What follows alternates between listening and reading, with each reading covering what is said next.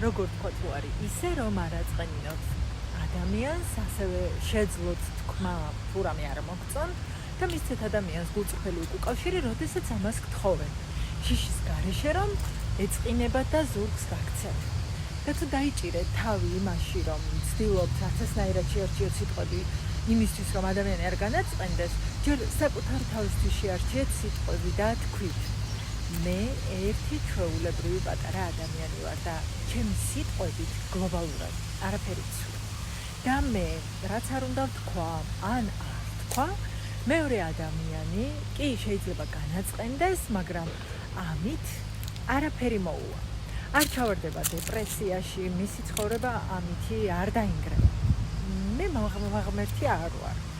მე უბრალოდ ერთი მარცვალი ვარ ამ უზარმაზარ სამყაროში. უთხარით ეს თავს და ამის შემდეგ ჩამოაყალიბეთ